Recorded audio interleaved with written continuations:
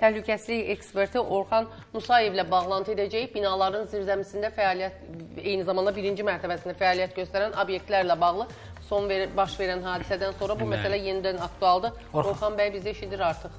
Sabahınız xeyir. Salam, sabahınız xeyir olsun. Orxan bəy, binaların birinci mərtəbələrində restoranların fəaliyyət göstərməsi normaldırmı? Bu, yanğın təhlükəsizliyinə necə təsir edir? Ümumiyyətlə, təcrübədə binaların birinci mərtəbəsində müxtəlif növ obyektlərin fəaliyyət göstərməsi görülür. Lakin bu obyektlərin fəaliyyət göstərməsində riayət olunması məcburi olan şərtlər var. Belə ki, bu şərtlərdən ən birincisi obyektin təşkili və istismarı zamanı yanğın təhlükəsizliyi qaydalarının tələblərinə ciddi şəkildə riayət olunmalıdır. Belə ki, orada baş verə biləcək bədbəxt hadisə təkcə biznesin özü üçün deyil, ətrafda yaşayan insanların həyatı üçün də risk daşıyır.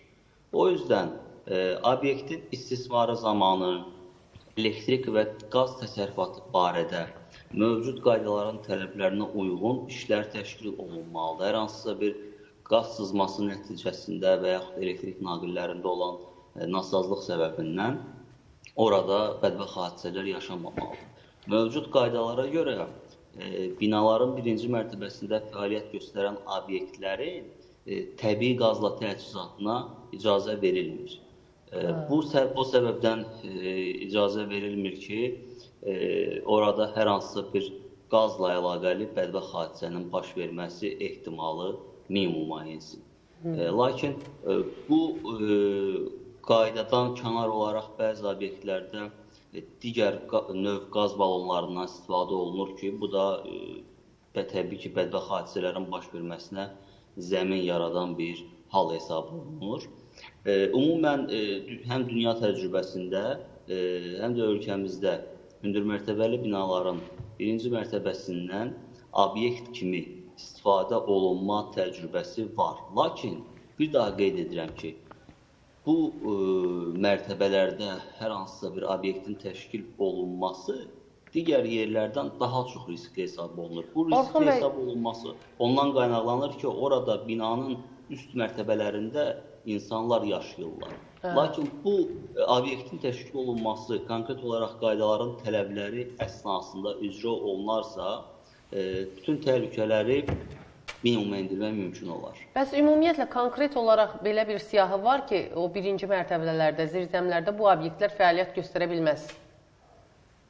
Ümumiyyətlə, bu cür obyektlərin istismarına müvafiq dövlət qurumları tərəfindən ilk öncə icazələr verilməlidir. İstər yanğın, istər digər kommunal xidmətlər tərəfindən obyektin istismar olunduğu yerə baxış keçirilir və hansı təyinat üçün nəzərdə tutulduğu nəzərdən keçirilir. Belə ki, hər hansısa bir yüksək yanğın riski daşıyan fəaliyyətin orada göstərilməsinə icazə verilir. Bir də bu yanğın pilləkənləri məsələsi də gündəmə gəldi o hadisədən sonra. Əksər binalarda, hətta yeni tikilənlərdə belə bu nəzərdə tutulmuyub. Çox təəssüf ki, necə ümumiyyətlə nəzarət olunmalıdır buna?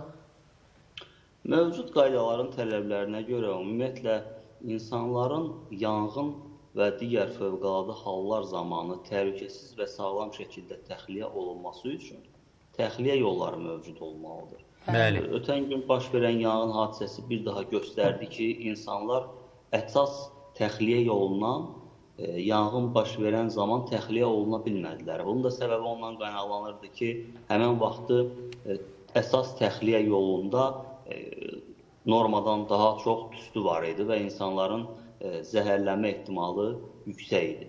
Ona görə də insanlar artıq öz mənzillərində qalmağı seçdilər.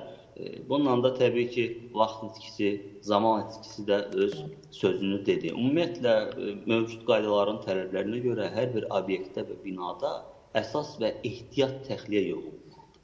Bunu həm qanunvericilik tələb edir, həm də məntiqi baxışdan bu tam vacib hesab olunur. Çünki əsas təxliyə yolunda tüstülənmə və yaxud hər hansısa bir maneə olduğu halda insanlar ikinci təxliyə yolu ilə təxliyə olunmalıdırlar. Bunun başqa bir seçimi yoxdur. Yəni bu çox sadə bir qayda və məntiqdir. Çünki insanların ehtiyat təxliyə yolundan təxliyə oluna bilməməsi artıq onların ölümə məhkum olunmasıdır. Ehtiyat təxliyə yolu xüsusi oda davamlı materiallardan hazırlanmalı. Hətta onun qapısının qoyulması zamanı da müəyyən normativ tələblərə əməl olunmalıdır. Təşəkkürlər Orxan bəy, minnətdarıq sizə. Fikirlərinizə görə çox sağ olun. Çox maraqlı mövzu idi. Hələ biraz da danışa bilərdik. Ürəyimizdə qalan suallar da oldu, amma vaxtımız yoxdur. Çox təəssüf ki, bəli.